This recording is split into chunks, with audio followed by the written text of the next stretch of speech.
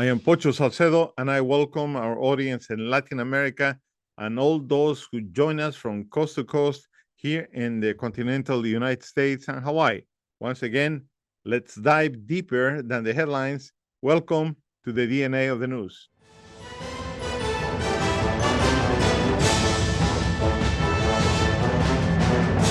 Today, we dig deep into the world of mining, an industry with vast global reach. But with this reach comes undeniable consequences, especially for our environment, the indigenous communities that have called these lands home for generations, and the intricate web of fauna and flora that surrounds them.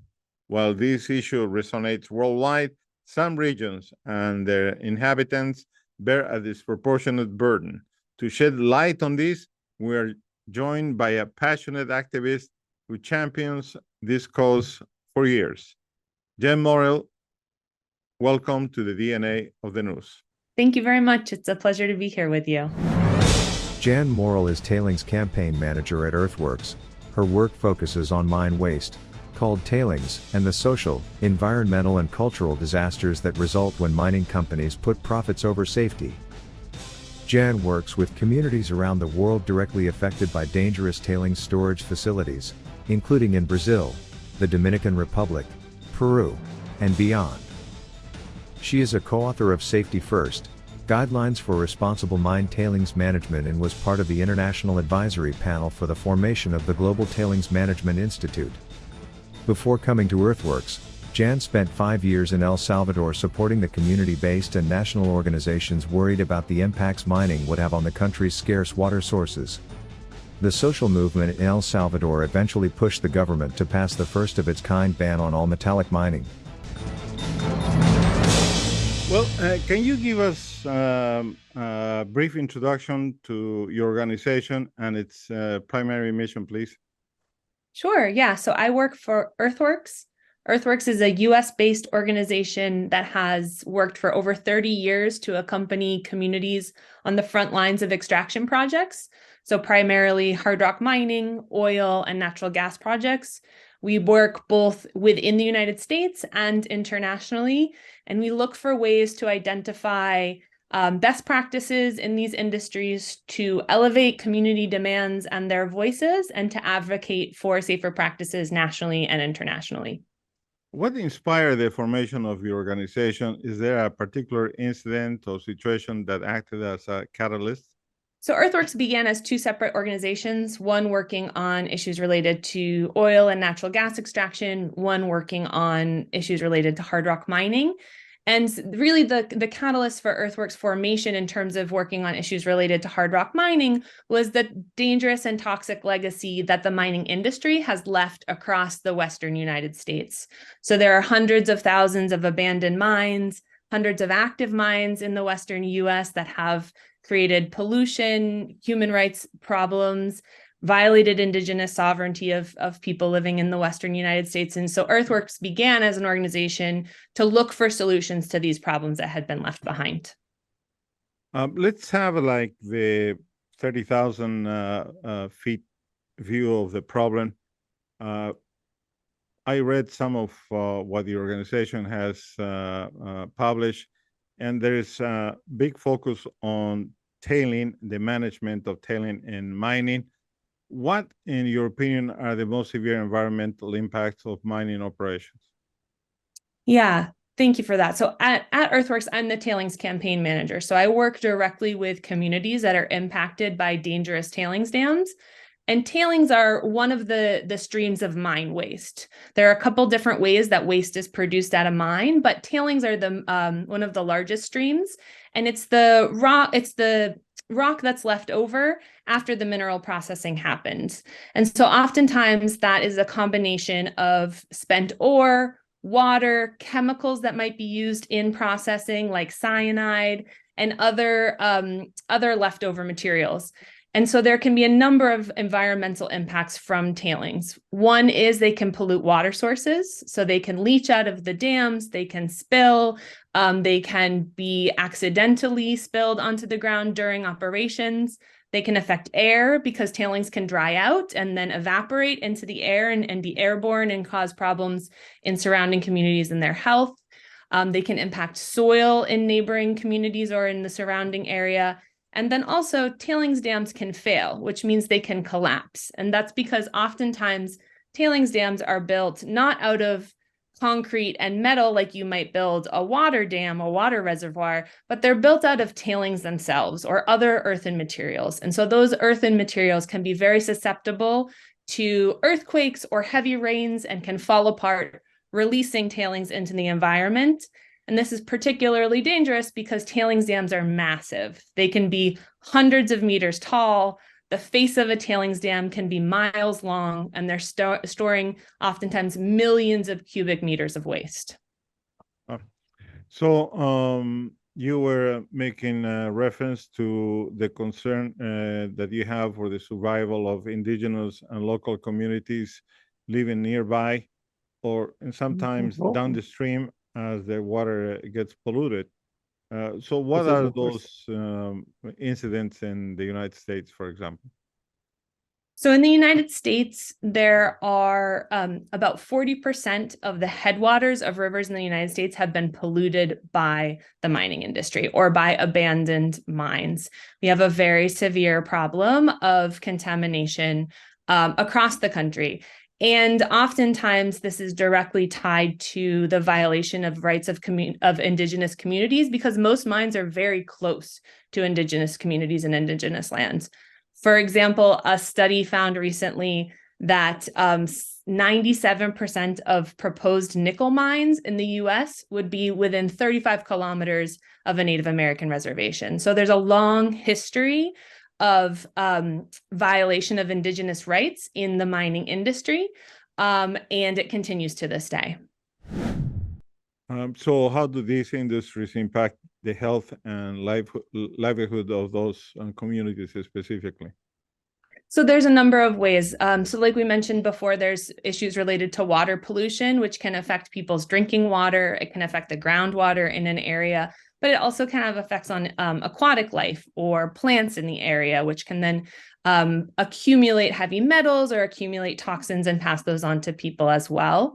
There's also issues related to dust and soil, which can affect crops or farmland if the contaminants move from the mine site to the surrounding areas, which again, a lot of times the toxins are heavy metals, which can accumulate in food and then when get into the food chain and affect people's health as well. And then there's also problems around air pollution and air quality. So there's direct impacts on people's physical well-being from exposure to toxins, but then also the food chain and the natural environment is impacted as well. So are there any species that are especially at risk due to these operations now? Yes, I mean, a lot of species and humans. So, for example, cyanide is used in the gold mining process. And as we know, the equivalent of a grain of rice of cyanide can kill a human being. So it's a very dangerous chemical if not treated and used properly. But there are other, like I mentioned, heavy metals or chemicals and minerals that are in the process as well, like arsenic. So there are a number of species from fish to wildlife to plants to humans that are continually impacted by mining operations. So what is the regulatory body of the United States doing facing that? Or is it a struggle of activists and the government's not fully focused on regulating? So it's kind of surprising to learn that the federal mining law in the United States is from 1872. So it's over 150 years old. It was passed during the gold rush era as a way to incentivize people to move from the eastern United States to the western United States to look for gold and to also colonize the western half of the country. So our mining law is not only outdated, but it's tied to a history of racism and colonialism. And it has not been updated since then. So one of the main policy priorities of Earthworks and the work that we do is to update this antiquated mining law so that we have better protections for communities, that we have more corporate accountability for mining companies, and also so that the federal government is receiving some of the benefits from this process. Currently, there are no royalties for the federal government from mining companies because this law is so old. So the government doesn't get a dime. And is oftentimes left paying the bill during cleanup if a mining company goes bankrupt or if there's a spill or some sort of contamination. So the US government estimates that it needs about $50 billion to clean up the 500,000 abandoned mines in the United States, but it's not getting any money directly from the mining companies. Mining is also regulated on a state-by-state level. So each state has their own laws that govern mining within state boundaries.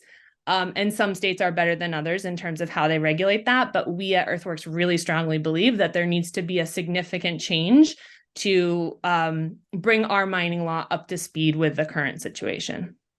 They are containing the mining operations really at the state level, not at the federal level, because the federal laws are, as you said, are pretty old. Correct. So mining is regulated probably more closely at a state level. There are federal laws that do impact mining, like, for example, the National Environmental Protection Act and the Clean Water Act, so NEPA and the Clean Water Act. Mining does come into fall under the jurisdiction of those laws. And so there are some federal protections that we and our partners and mining impacted communities are trying to keep in place and strengthen, but a lot of regulation does happen on a state level in terms of engineering requirements or other kind of more detailed requirements for mine operations. How big is the presence of the mining industry in vis-a-vis lobbying and politicking in those states that are relevant in the mining industry in the United States, and how does organizations like yours contend with those resources? Yeah, it is very concerning. We have noted, and there's been research published to show kind of what's called regulatory capture. So that's like a revolving door, essentially, between government regulators and the industry. So someone might get their start working for industry, then move into being in some sort of state level government regulator position at maybe the Department of Environmental Quality in a state, and then move back to the mining industry when they leave that government position. So it is very difficult because of that the close ties that some state governments have to the mining industry.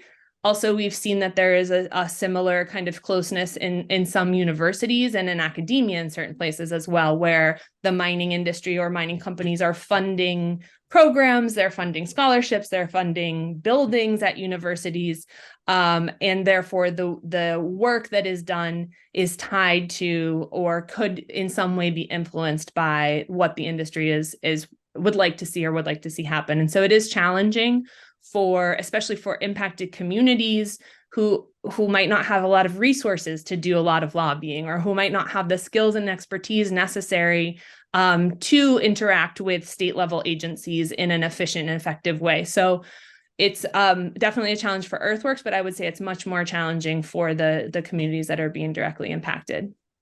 How is Earthworks financed? What's your source of financial support?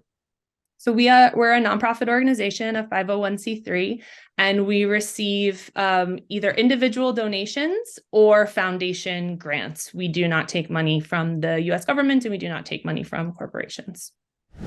For Earthworks, from your resources, financial resources, what percentage is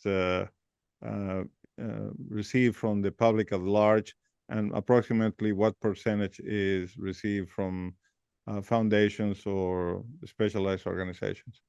So I think that number changes from year to year depending. And I believe our most recent funding breakdown is about 2/3, 1/3. So 2/3 from foundations, which is a number of different foundations, both for our work on energy and natural gas, as well as mining. And then about 1/3 is coming from private donations, all the way down to, like $5 from someone in response to an email, up to larger donors who are interested in funding specific projects. Well, Jen, thank you very much. We came to the end of this first segment. We'll be right back.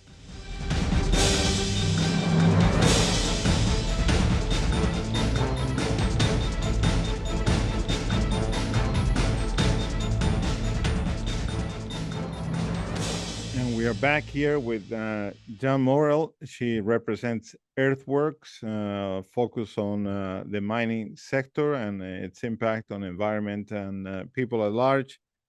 And she joins us from the great state of Maine in the United States. Jan, I would like to ask you, what are some viable alternatives to these traditional resource extraction methods that we're so used to, and what does your organization support as far as green mining per se? Sure. And we don't use the term green mining, even though it is thrown around a lot by the industry. And that's because mining is fundamentally extractive and therefore non-renewable and not non-sustainable. So one of the primary solutions that we see is we need to look for ways to reduce primary mineral demand, right? So we need to look for ways to open less mines. That's the main way to avoid these environmental, social, and economic catastrophes that they cause. So one way to do that is recycling more of metals and minerals. One way is to reduce the use of them by substituting for other materials. One way is to ensure against planned obsolescence in technology, make sure that we can use the products that we need as long as we need to without them, going off the market. And so all of this leads towards what's called a circular economy. So looking for ways that once the metals come into the supply chain, we keep them there and we keep using them and we find new ways to repurpose them and continue to get value from them instead of opening new mines to find new metals. However, we know that there, especially with the technology needed for the energy transition, there will need to be some new mining if we're going to avoid some of the worst impacts of climate change. So when mining happens, there needs to be a number of things in place to improve it. One of those, first and foremost, is there needs to be consent from the communities that will be impacted.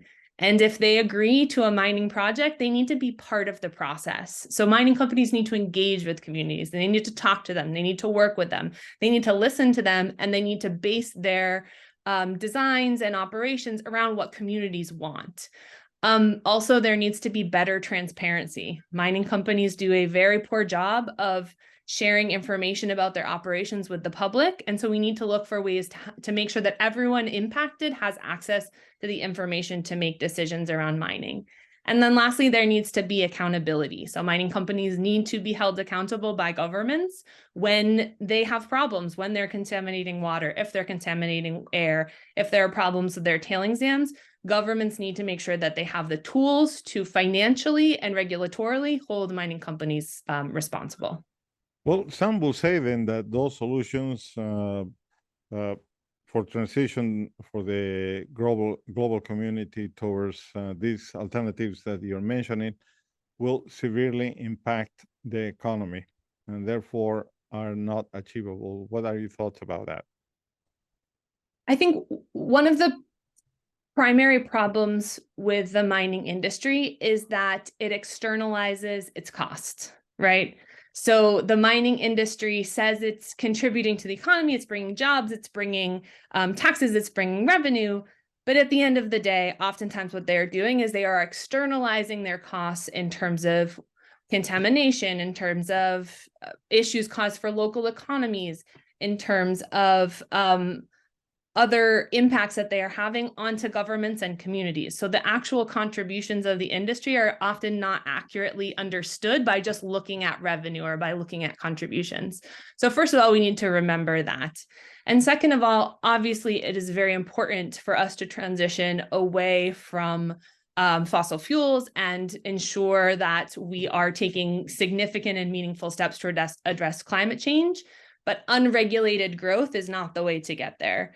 The reason we're in this climate crisis right now is because of unregulated growth from extractive industries. And so we really need to think about how are we addressing demand issues as part of the solution. So what can everyday people do to support your cause and promote a more sustainable future in the mining industry? Yeah, thank you for asking that. I would say, first of all, folks should definitely check out earthworks.org, see what we're up to, see what we're doing. I would also say, there are mining impacts in most states. So learn what's happening in your local area. For example, there's a host of new projects for mining here in Maine, which is a state that's not historically had metallic mining in the last at least 30 years or so. So, look into what's happening on a local level and get involved there, and then think about how to make mindful consumer choices, especially around metals that cause such detrimental impacts like gold or silver. The main driver of the gold mining industry is jewelry and finances. And so those are things that we can change very easily as a society. And make decisions that aren't impacting communities as much with our purchasing power. How do you see the role of public perception and activism in bringing about changes in this industry, and how do you think society perceives activities like yours? I think historically, the mining industry has not liked being told what to do. They don't like being held accountable. They don't like being questioned. And so I think that organizations like Earthworks, communities like those that we work with, Indigenous peoples who have demanded their rights over the years against extractive industries play a really important role, because they're forcing transparency and they're calling for accountability. And so even though the industry often doesn't like the fact that we're asking for information, we need to ask for information because we need to understand what's really happening in order to improve the lives of communities, improve ecosystems, and make sure that we're not creating an unsustainable situation in the places that we live. What are your organization's goals for the next 5-10 years? So we will continue to advocate and lobby for meaningful mining law reform and reform to the 1872 law that is on the books. The United States government and the US Congress need to take up bills that will actually address the issues at play with a 150-year-old mining law. So that will be first and foremost in our political advocacy. But we'll continue to work with communities that are being impacted by mining projects, or that are trying to say no to dangerous mining projects on their land or on their territories. So we'll continue to support folks in the west of the United States, in Canada, and internationally to be able to advocate for safe living conditions in the place that they are. What do you wish you knew at the start of your look into the mining industry and your involvement when you started, that you know now and you would have said, oh boy, I wish I knew that at the beginning? I think one thing I have learned is that, kind of along the lines of your last couple questions as well, is that when we do this work, a lot of times we are told that we're wrong.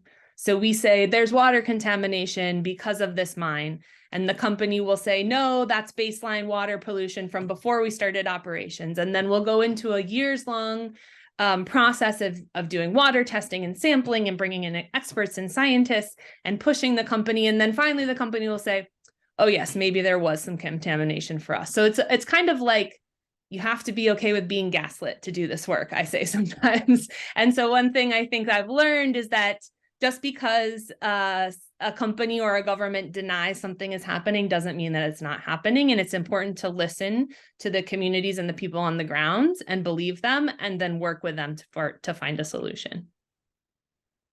And just a personal question in these last few minutes we have. When was your aha moment when you said, okay, I'm going to be involved in this. I'm going to spend my time, energy, and talent? Yeah, I was from 2007 to 2013, I lived in El Salvador in Central America, and I was working with communities in rural areas. We were doing community support and international solidarity work. And at that time, a number of Canadian companies were proposing 76 different gold mines in El Salvador, which is a country the size of Massachusetts. So if you could imagine 76 mines in Massachusetts. And communities started to organize and said, no, we don't want these gold mines here because there's one river that runs through the entire country, and all of the mine projects were along that river. And so if that river is contaminated, the country essentially will cease to exist. It won't have a viable water source. And so communities said, no, we don't want mining in our country, and began to organize for a national ban on metallic mining. And that was really inspirational to see. And as this was happening, 3 anti-mining activists were murdered. And communities came to my organization where I was working and said, we need support. We need international help to be able to protect people who are struggling against these practices. And so it was the moment where I realized that not only, is the industry dangerous over the long term in terms of environmental and health impacts, but also there can be very real violence against people who are standing up and saying no. Are there any resources or books you recommend for those looking to delve deeper into this issue? Yes, so there are a number of organizations doing great work in the US around mining and mining issues. There's Earthworks, but also Earth Justice.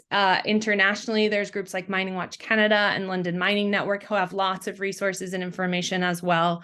And I would encourage folks to take a look at their websites, their Twitter, and that will also help you get connected into community level groups that are doing some amazing work to protect their water and health as well. Well, thank you very much. It's been a real pleasure sharing this time with you, and I appreciate your talent and your commitment to your cause. No, thank you. I really appreciate the opportunity to talk to you. It's been great.